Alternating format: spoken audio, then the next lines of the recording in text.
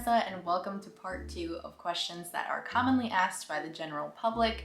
I found these questions by Googling why does a realtor, why do real estate agents, etc., and kind of just let Google autofill for me so I could see what people were thinking. So I do have a part 1 on this. If you have not watched part 1, you can go over there after this and watch part 1. They do not need to be watched in any particular order, so feel free if you want to hear some more answers to some commonly asked questions about real estate agents. So first question of this video is, when does a real estate agent get paid? And I sort of talked about this actually in a vlog, but I had a closing and you get the check at closing, but it is addressed to your brokerage. It is made out to your brokerage. You take it there to your office, they deposit it, and then they cut you a check based off of what your split is and how much needs to be taken out for the brokerage. So typically that is not actually ready the day of closing. You typically have to wait 24 hours. It could be longer. So technically speaking, you do get paid at the time of closing and when all contingencies have been met, but you do not actually get that money in your hand until a day or two after. Next is, when does a real estate agent work? And the answer is, it varies. Unfortunately, a lot of these questions are, it varies. I'm not really sure, but I can give you my best guess. Some agents fly by the seat of their pants and they have a horrible time. These are probably the agents who do not make it within the first 5 years, but they say they work 24 hours. You give them a call, they're up, they're showing you the house. They really don't have any set hours. They don't have business hours for themselves. And then there are the agents who say, you know, I work from about 9 to 5, or I work from 10 to 7, anything like that. And those are my business hours. Those are my office hours. Of course, we have times where you are gonna have to make things work. You're gonna have to be a little bit flexible. So a lot of people will have these hours that they kind of typically work, but then they're available by appointment as well. Next hits me right in the heart.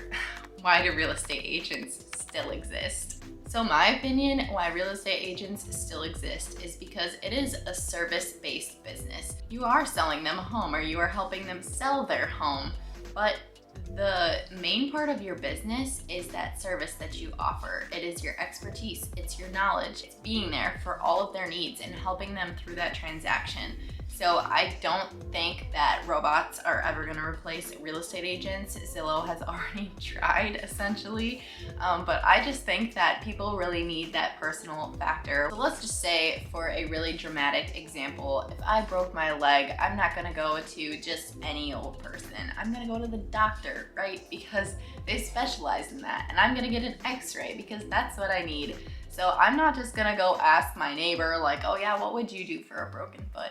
I'm gonna go to a specialist. So real estate agents, we get to do this every single day, and it just makes it a lot smoother to have an expert in your corner.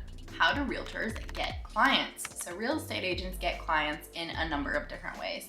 They can purchase online leads, they can get leads through their company or their website, they can work by referral, which is my preferred way, or many other ways. They can have them from billboards, sign calls, things like that.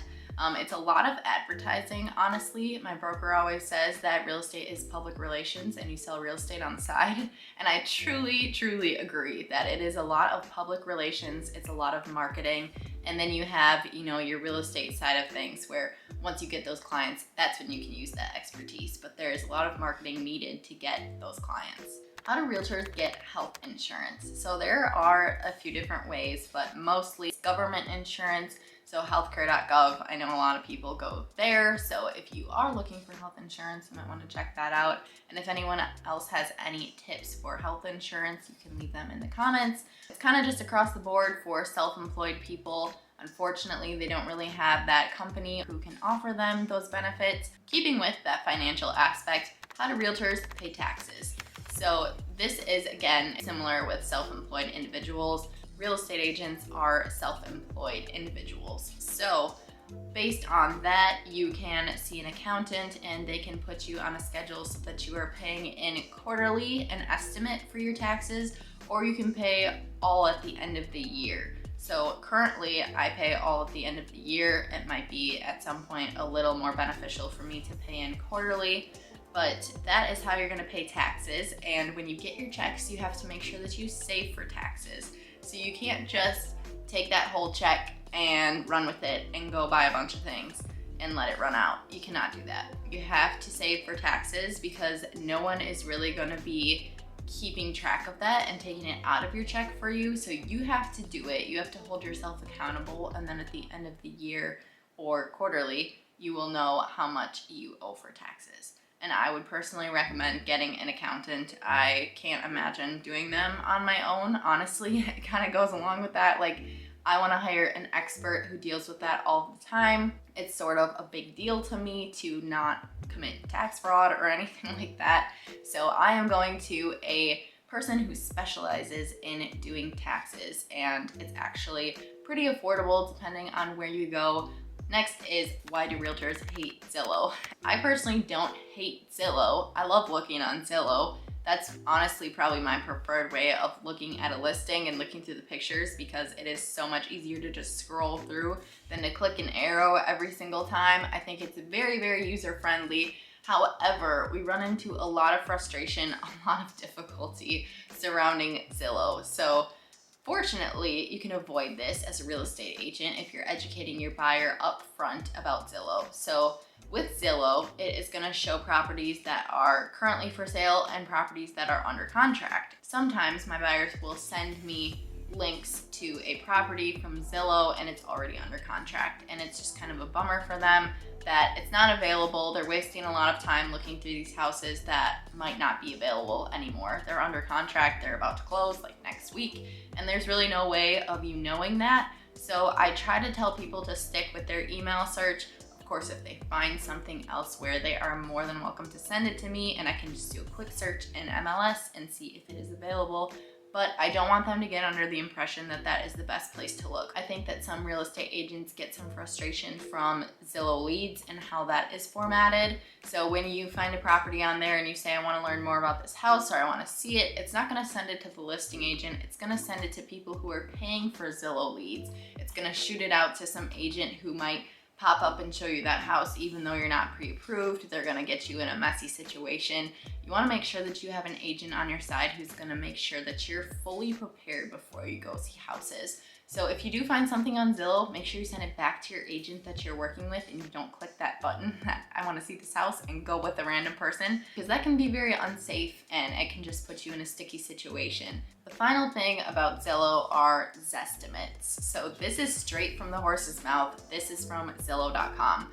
The nationwide median error rate for the Zestimate for on-market homes is 2.4%, while the Zestimate for off-market homes has a median error rate of 7.49%. The Zestimate's accuracy depends on the availability of data in a home's area. Some areas have more detailed home information available, such as square footage and number of bedrooms or bathrooms, and others do not. The more data available, the more accurate the Zestimate value will be. So for this reason, of course, it is fun to look at Zestimates, but you are gonna want a human being, a real live person, to come take a look at your house, because Zillow isn't gonna know about the finished square footage that you have in your home. Zillow isn't gonna know about the current market conditions, if you're in the middle of a shift, if you need to be strategic. So you definitely want a human being to still come take a look at your house and not rely on the Zestimate.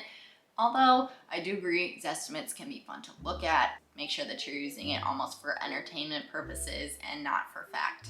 Why do realtors keep calling me? So I think that a lot of real estate agents have had that pushy mindset just drived into their brain, and that's all they know. So they have been told to call you and call you until you tell them to stop. So if you are annoyed with an agent, make sure you say, hey, can you please take me off your calling list? But agents, I would say that you're gonna get a better response from people if you reach out and, you know, maybe if they don't get back to you, reach out again. But if they don't get back to you after a second or third time, you should probably just leave them alone because they have a lot of other things going on. They don't want you to be calling all of the time. Right now I'm getting calls actually because I was looking into health insurance, and I keep getting calls like 5 a day from these health insurance companies trying to sell me insurance. So it can be super annoying, and I pick up sometimes when I'm in the mood and I say, can you please take me off my calling list? But I still get these calls because of course that takes time to get taken off the call list and for them to just stop calling you. So don't be that person, just try to be there as a resource. Of course, you don't want to just fall off the grid and not contact them at all. You definitely want to let them know that you are there for any questions. You want to follow up if you said you're going to follow up. But after a couple times of reaching out, if they do not call you back, don't keep calling them. Why do realtors do open houses? So real estate agents do open houses for a couple of different reasons. Of course, the public might think that they do these open houses to market the home, which in a sense is true. But if you have an interested buyer who is qualified and is ready to purchase that home, they're gonna set up an appointment to come see it at a showing. A lot of buyers do not like being in a crowded house with other individuals who are also interested in purchasing the home. They wanna be able to speak freely. They wanna be able to ask their agent questions and not feel like someone is just breathing down their neck. So a lot of serious buyers are going to set up showings and not necessarily go to the open houses, but agents actually get a decent amount of business sometimes from open houses because there are potential buyers coming in. They might just be starting their search, so sometimes they don't always have an agent. And it's in that point where whoever is hosting the open house, sometimes it's the listing agent, sometimes it could be a new agent or someone just stepping in. They might try and scoop you up and take you as their client. So honestly, I think that's a lot of the reason why people do open houses. Why do realtors switch companies? So I think that real estate agents switch companies, obviously for a number of reasons. Again, it varies. Unfortunately, I can't give just a one big answer. But I think that if you're not feeling like you have that support system, if you're not getting the knowledge, you're not getting the tools that you need, if the atmosphere and the environment becomes very toxic and hard to work in, you might want to switch. Last question of part 2. Why do real estate agents have a bad reputation? I think this is for a number of reasons. I think it's because they don't answer their phone. I think it's because they don't have a system for bringing new clients in and educating them about the process. If they're not doing a buyer consultation and educating their buyers, especially if they're first-time home buyers and they're asking you all these questions, you don't know how to answer them, you're kind of just aloof, you're not taking it seriously, treating it like it's a business, that can be a very, very bad thing. So fortunately, we do have a lot of great agents in the industry, and unfortunately, we do have a lot of not great agents in the industry. In order to kind of weed that out and pick the best agent, I would strongly recommend asking your friends and family if they know anyone and who they would recommend, because word of mouth and reviews